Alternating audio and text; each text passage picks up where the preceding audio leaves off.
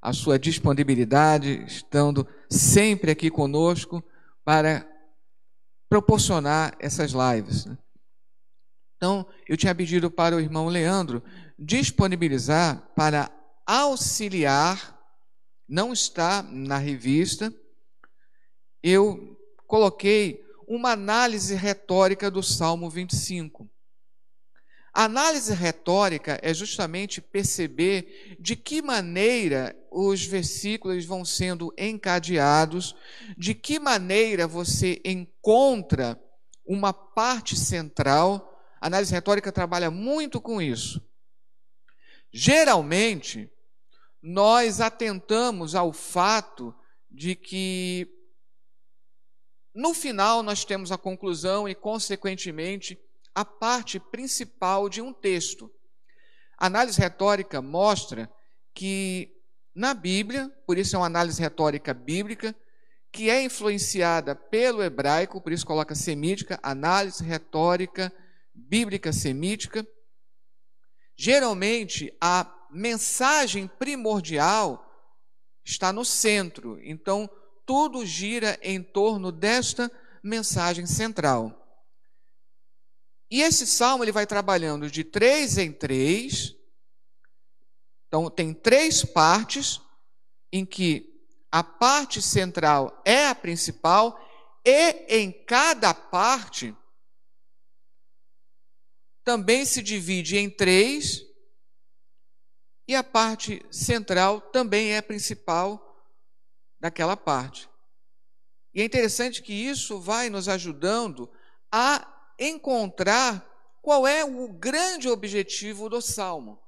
Lembrando, nós temos o hábito, o costume, que é já de longa data entre nós, da caixinha de promessas, em que você tem aqueles versículos separados em tirinhas, e aí você escolhe um versículo e aquele versículo é lido fora do contexto. Ele é lido como se ele tivesse, entre aspas, uma existência totalmente independente. É lógico que não há nenhum problema de nós termos esta leitura de um versículo. Mas é importante salientar que esse versículo ele está dentro de um contexto. Especialmente os salmos, nós estamos muito habituados a ler apenas versículos separados.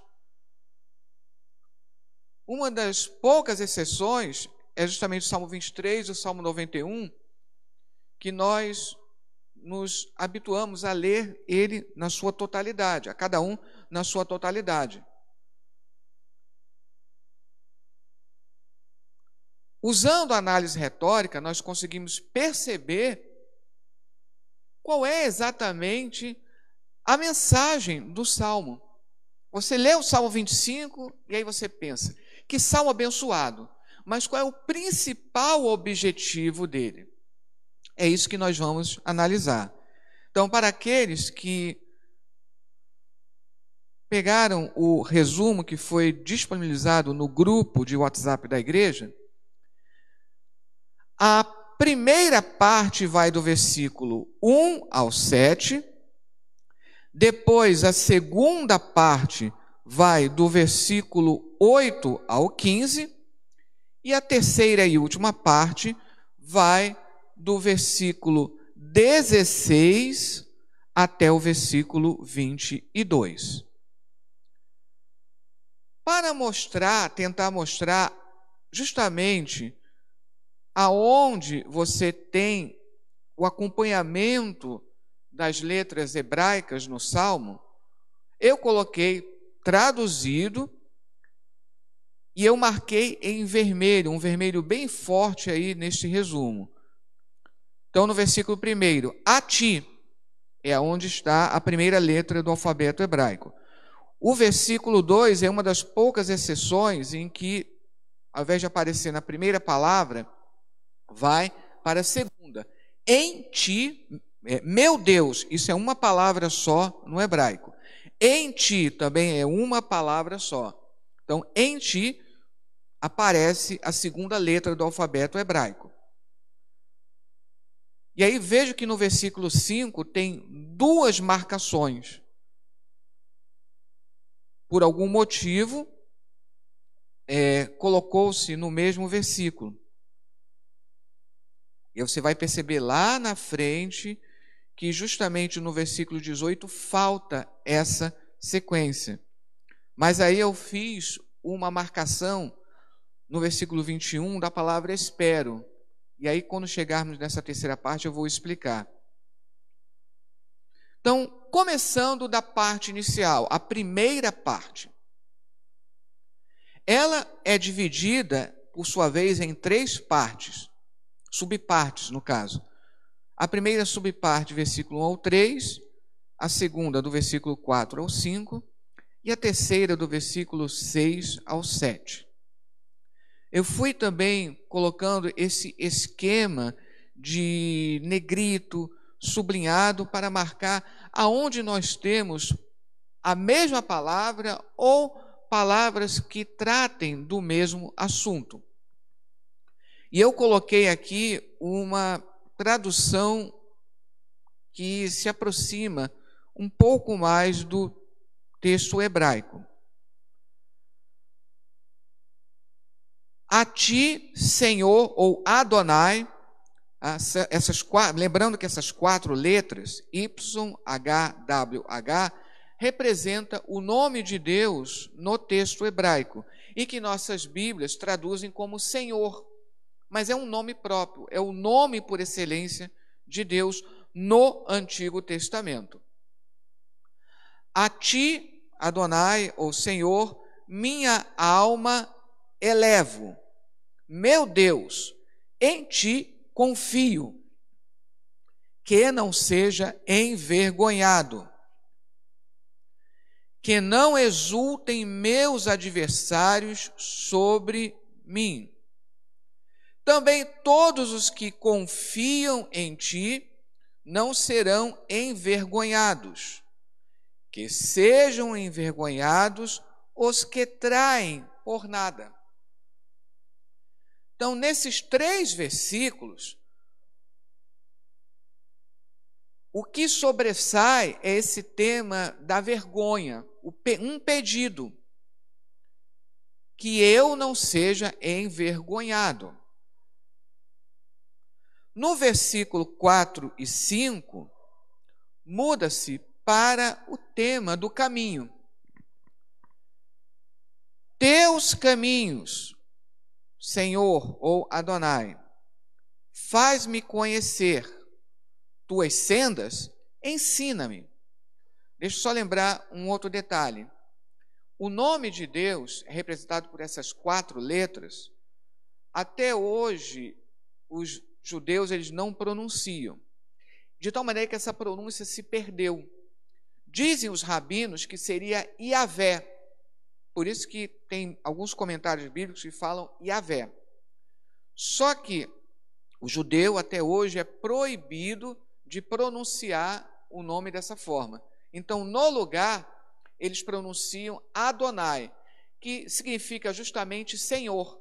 Por isso que nossas Bíblias colocam como Senhor, o chamado tetragrama sagrado. Tetragrama porque é formado por quatro letras. Então, voltando, versículo 4. Teus caminhos, Senhor, faz-me conhecer. Tuas sendas, ensina-me. Faz-me caminhar na tua verdade e ensina-me, pois tu és o Deus da minha salvação. Em ti espero todo dia. O que sobressai aqui justamente é esse tema do caminho. Caminhos, sendas, faz-me caminhar. No versículo 6 e 7, aí já vai ter uma mudança para o tema da lembrança.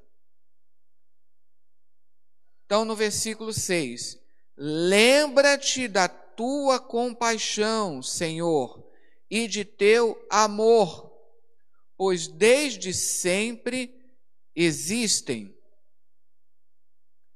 Amor aqui traduz melhor misericórdia. A palavra aqui no hebraico, ela é melhor traduzida, tem uma gama maior como amor. É uma palavra que inclui a ideia de misericórdia, de benevolência, de favor de Deus, a graça, tudo isso é envolvido nessa palavra. E é por isso que ela é entendida como melhor traduzida como amor. Misericórdia é apenas um dos aspectos. É considerada a palavra mais difícil de ser traduzida, porque ela abrange várias ideias e vários significados. Não é que a tradução misericórdia esteja errada, só que ela pega apenas um dos aspectos. Amor já consegue englobar tudo. Então, voltando, versículo 6. Lembra-te da tua compaixão, Senhor, e de teu amor, pois desde sempre existem. Os pecados da minha juventude e minhas transgressões não lembres. Conforme teu amor, lembra-te de mim, tu, devido à tua bondade, Senhor. Então veja como nesses dois versículos insiste nesta questão do lembrar-se. E é interessante, você tem aqui, em cada subparte, você tem uma dupla de linhas de pensamento. Nesta última, é interessante que primeiro diz, lembra-te da tua compaixão. Isso no versículo 6. Aí no versículo 7, que é a segunda linha de pensamento dentro dessa subparte. Dos pecados, das minhas transgressões, não lembres. Então faz esse contraponto. Lembra-te da tua compaixão. Não lembres dos pecados e das transgressões. E aí só lembrando daquela passagem que diz, né, que para aquele que confessa seus pecados e deixa, ele alcança a misericórdia. E aquela outra passagem que nos diz exatamente que Deus, ele lança os nossos pecados, uma vez confessados, arrependidos, lança no mar do esquecimento. E assim nós chegamos à disposição, como essa primeira parte ela está organizada de forma tríplice. Do versículo 1 ao 3, tema da vergonha, não seja eu envergonhado. Segunda subparte, que eu conheça teus caminhos, versículo 4 ao 5. E a última subparte, lembra-te de mim, Senhor. Qual é a parte central? Que eu conheça teus caminhos. Essa é a principal mensagem dessa primeira parte. Notem que eu coloquei aí no resumo A, B e a linha. A e a linha significa que tem alguma espécie de correspondência. Ora, não seja eu envergonhado, corresponde a pedir, lembra-te de mim, Senhor. Agora, como eu posso garantir que eu não seja envergonhado e que o Senhor lembre de mim? Justamente que eu conheça os caminhos do Senhor. Ou seja, ao invés, na nossa maneira de fazer uma redação, digamos assim, a maneira, entre aspas, ocidental, eu iria colocar uma conclusão. Para que tudo isso aconteça, eu preciso conhecer os caminhos do Senhor. Colocaria no final. Já a maneira hebraica prefere colocar no centro. Isso é bem interessante. Então, novamente, não seja eu envergonhado, no versículo 1 e 3. Corresponde, a lembra-te de mim, Senhor, nos versículos 6 e 7. Para que isso aconteça, o que eu tenho que fazer? Que eu conheça os teus caminhos, Senhor, no versículo 4 e 5. Vamos agora à segunda parte. A parte central, que pega dos versículos 8 ao 15. Bom e reto é o Senhor. Por isso, ensina os pecadores no caminho. Que encaminhe os humildes no juízo e que ensine aos humildes seu caminho. Todas as sendas do Senhor são amor e verdade, aos que preservam sua aliança e seus testemunhos. Novamente, nós temos aqui o tema do caminho.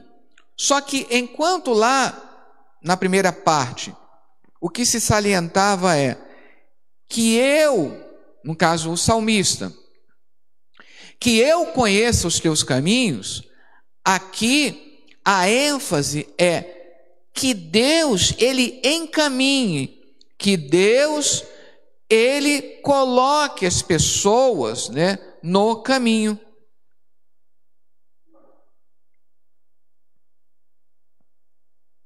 Aí vamos à segunda subdivisão, desta segunda parte, que está nos versículos 11 e 12. Por causa de teu nome, Senhor, perdoarás minha falta, pois é muita. Pois é grande.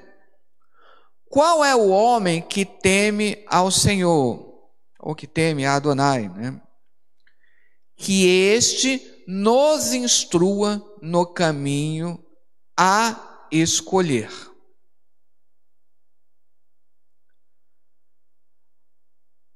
Aqui você junta o temor ao Senhor, diz que tudo vai acontecer por causa do nome do Senhor.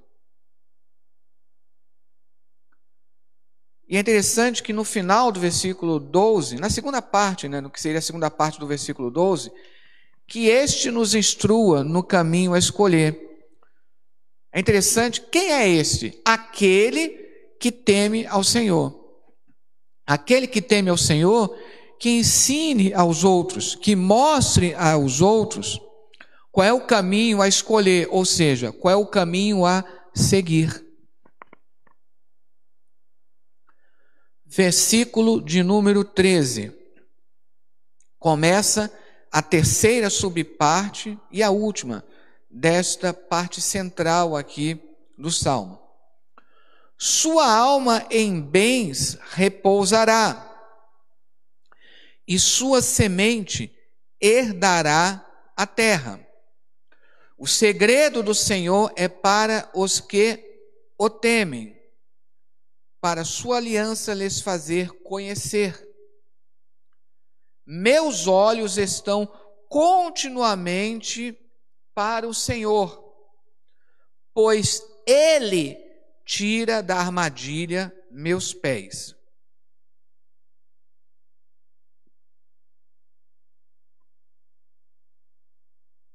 Você tem aqui 3 versículos. E no versículo central, você tem aqui aonde gira a principal mensagem dessa subparte. O segredo do Senhor. Esse segredo fala de intimidade. E no último versículo, as traduções acabam não colocando essa ênfase. Meus olhos estão continuamente para o Senhor. Algumas Bíblias colocam no Senhor, mas aqui a ideia de que os meus olhos estão direcionados para o Senhor, pois Ele, ou seja, é Ele, o Senhor, que tira da armadilha meus pés. Aqui algumas Bíblias traduzem como rede, Essa rede é uma armadilha. Como então, está estruturada essa segunda parte, que é a parte central. Também em 3, em que a primeira se corresponde à segunda, e novamente no meio você tem a mensagem principal dessa subparte, dessa segunda parte. O Senhor encaminha. Então, versículos 8 ao 10. B, por causa do nome do Senhor. Versículos 11 e 12. A linha, a terceira subparte, descanso e intimidade no Senhor. Versículos 13 ao 15. Novamente, a primeira subparte ela vai fazer correspondência com a última. De que maneira? O Senhor encaminha. Quando o Senhor encaminha, eu consigo descanso e intimidade no Senhor. Agora, isso só vai acontecer, aí está na parte central, por causa do nome do Senhor. Então vejam como essa disposição das mensagens, ela é fantástica.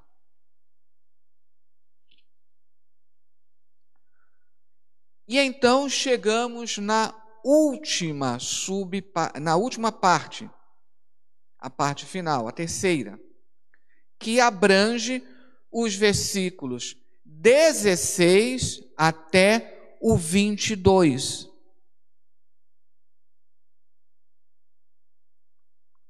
Versículo 16. Vira-te para mim e apieda-te de mim, pois sozinho e necessitado estou eu. As tribulações do meu coração alivia, as minhas angústias tira-me. Então você tem aqui pedidos agora mais contundentes. Vira-te, alivia, tira-me, apieda-te. O apiedar-se, ter piedade. O aliviar, aliviar o coração. Tirar das angústias. Tudo isso está resumido no virar-se, na atitude de Deus virar-se em direção ao salmista. Então esse acaba sendo, esse tema dos versículos 16 e 17. Todas as ações é no sentido de pedido para que Deus vire-se em direção ao salmista. Versículos 18 e 19. Vê minha miséria e meu sofrimento. Perdoa todos os meus pecados. Vê meus inimigos, pois são muitos, com ódio violento me odeiam. Então, aquilo que eu falei lá no início, aqui você tem uma grande quebra na sequência alfabética. No versículo 18, aonde você esperaria o equivalente à letra Kof no hebraico, ele prefere repetir a letra seguinte, que usa a palavra V, que é a letra Resh, Re, V. E aí fica uma insistência, V, V. Então, se na primeira subparte, vira-te, depois de virar-se, pede ao Senhor, vê. Essa é a tônica dos versículos 18 e 19. Versículo 20. Guarda minha alma e resgata-me, que não seja eu envergonhado, pois refugio-me em ti. Que a integridade e a retidão me preservem, pois espero em ti. Eu até esqueci de colocar o itálico, o inclinado também em refugiar-se e preservar, que é a mesma ideia. Guardar, também representado por resgatar, refugiar, preservar. E isso continua no último versículo. Redime, novamente, que é uma ideia bem similar a resgatar. Redime, ó Deus, a Israel de todas as suas tribulações. Então, aqui, nessa última subparte, você pode dizer que o assunto dominante é representado pela primeira palavra, o primeiro verbo do primeiro versículo, no versículo 20, guardar. Então, nós temos, olha essa sequência: vira-te, vê e guarda. Esta é a sequência. Que também tem uma divisão tríplice, portanto, e novamente as partes extremas se correspondendo e o primordial da mensagem no meio. A. Vira-te para mim, versículos 16 e 17. B. Vê, versículos 18 e 19. A linha, guarda minha alma, versículos 20 ao 22. Então, as partes extremas se correspondem. Virar-se para mim também significa guardar minha alma. Várias passagens da Bíblia e que se refere ao ato de Deus virar-se em direção à pessoa, significa também um pedido, um pedido para guardar esta pessoa. Guardar a minha alma é guardar a pessoa. E no meio você encontra ver.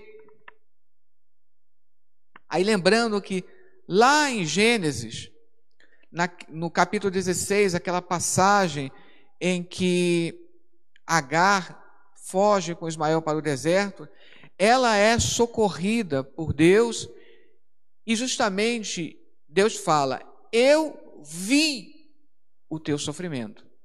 Então, o primordial do ponto de vista bíblico é o ato de Deus ver. Por isso que ali Agar, ela denomina Deus de El Roi, o Deus que me vê. Para que Deus se vire para mim e guarde a minha alma, Ele precisa ver.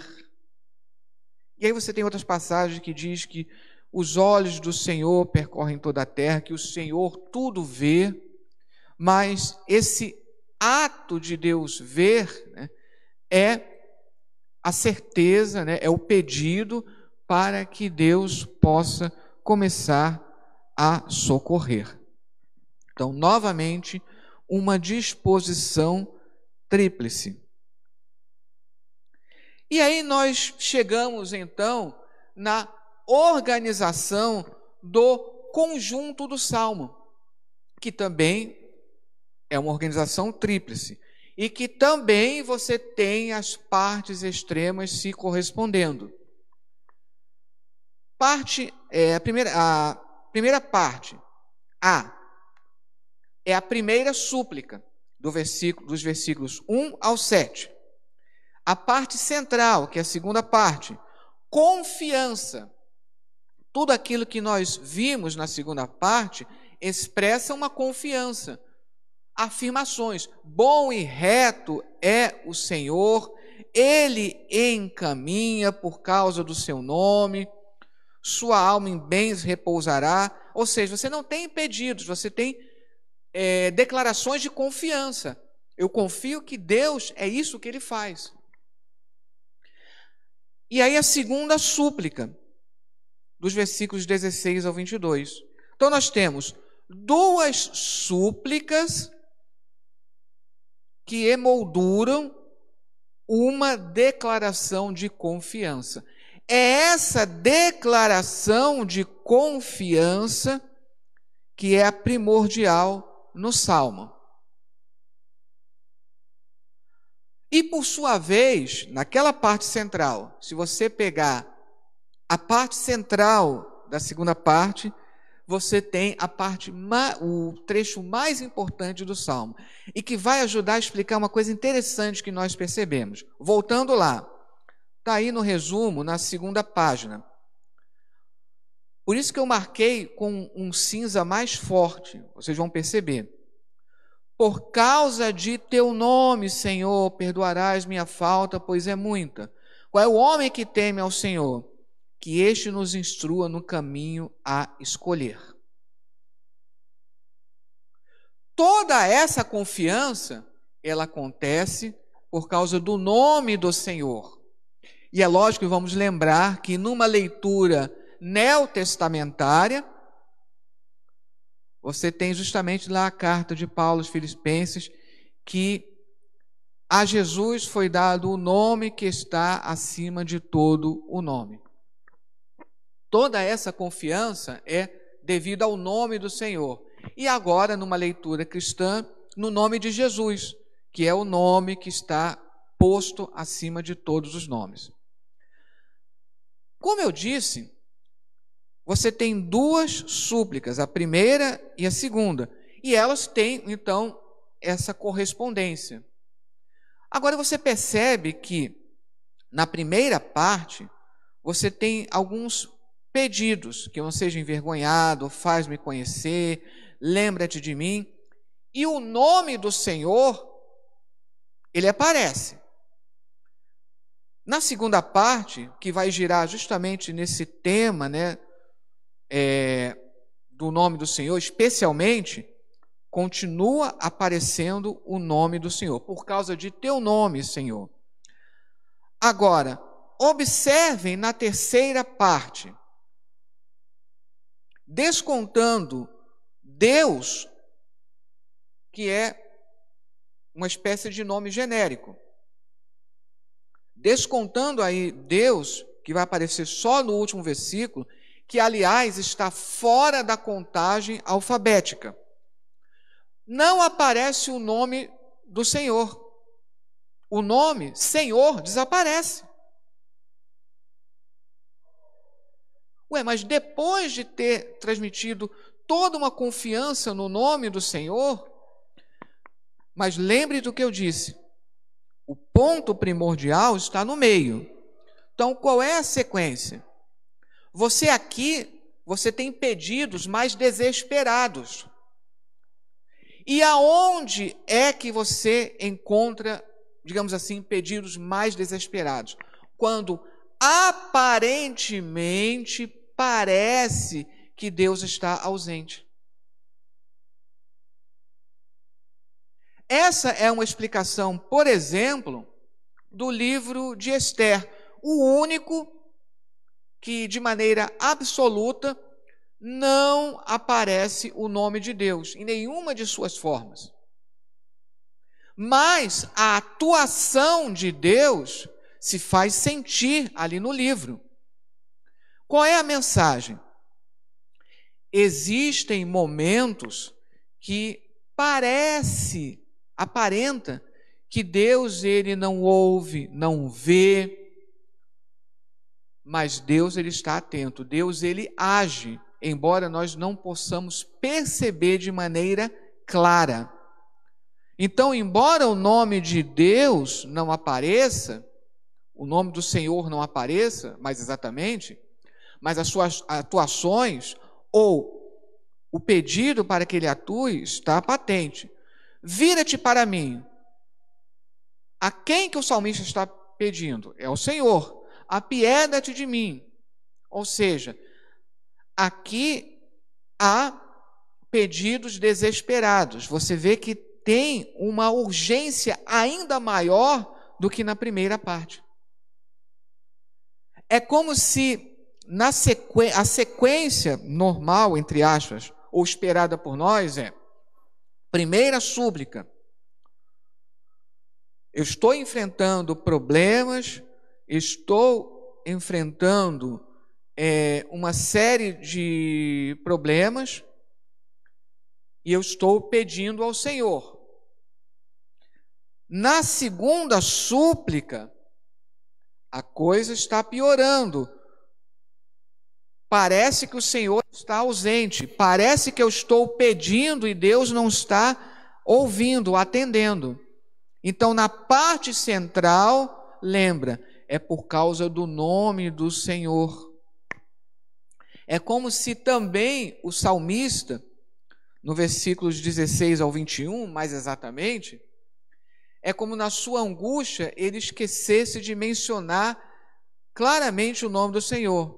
E aí na parte central, ó, é por causa do nome do Senhor que nossas faltas são perdoadas e que nós vamos alcançar todas as bênçãos.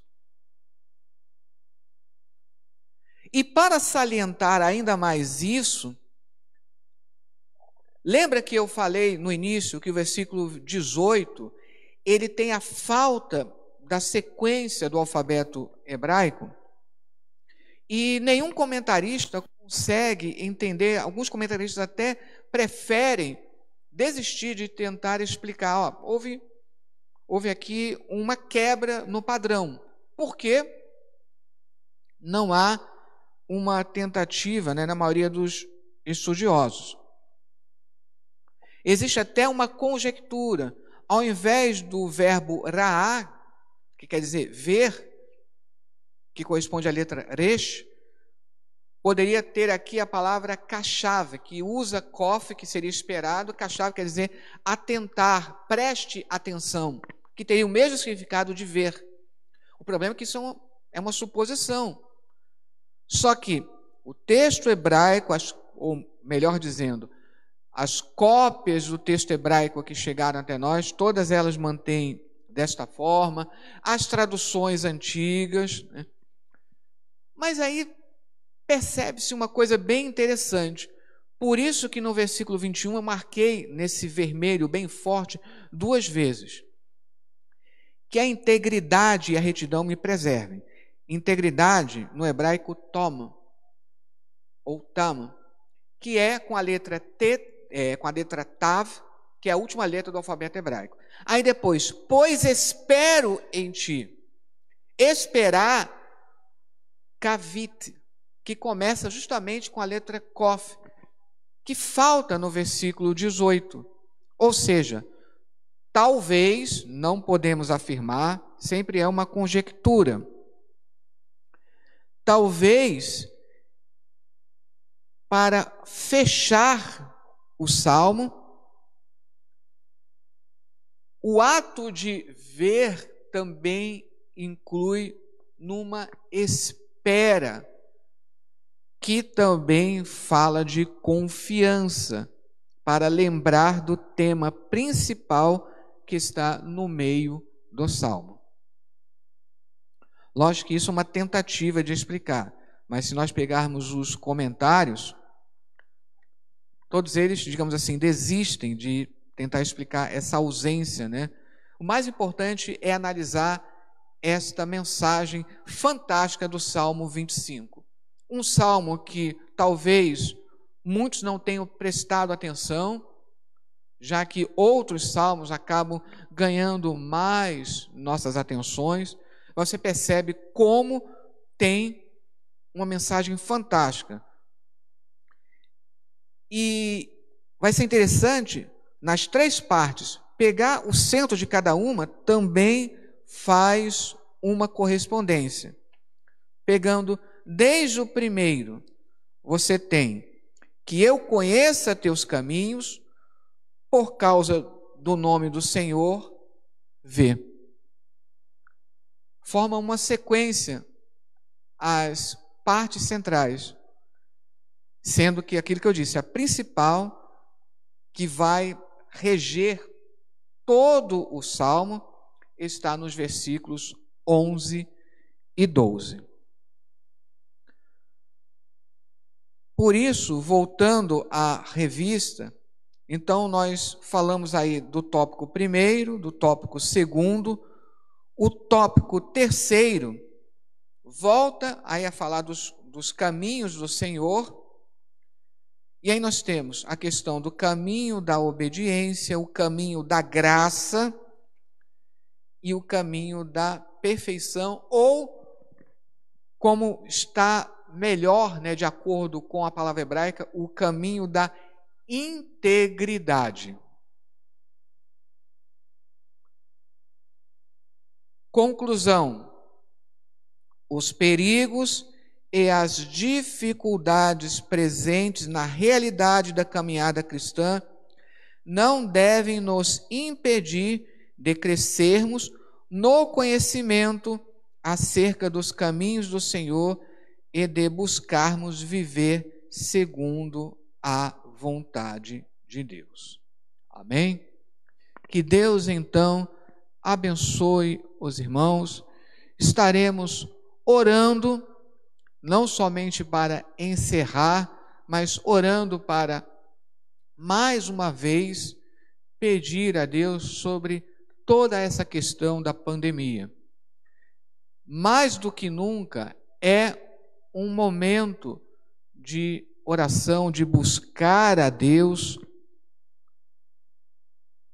e toda a igreja, no mundo inteiro, ela está exercendo este papel sacerdotal, o papel de um sacerdócio real, que nós já tivemos oportunidade de falar em um dos cultos de doutrina da palavra. Oremos então. Senhor nosso Deus e Pai, queremos, Senhor, te agradecer por mais esta lição, por mais esta aula. Senhor, que abençoes a cada lar que está sendo alcançado, Senhor, por este vídeo. Abençoe, Senhor, toda a tua igreja, cada membro, corpo de obreiros, o pastor Levi. E nós pedimos também, Senhor, pelo mundo, para que a tua misericórdia, Senhor, se estenda sobre todos os habitantes da terra, para que o Senhor detenha o avanço desta terrível doença, Senhor. Pai querido, sabemos que tu tens todo o poder nos céus e na terra, para que vidas preciosas sejam poupadas, Senhor. Poupa por amor ao teu nome, Senhor. Conforme nós aprendemos hoje, é no teu nome, Senhor, na autoridade do teu nome, que nós te pedimos isso. Abençoa, Senhor, e que este vírus, Senhor, que está se espalhando de uma maneira tão rápida e terrível, possa ser extirpado da face da terra o mais rápido possível, em nome de Jesus. Amém.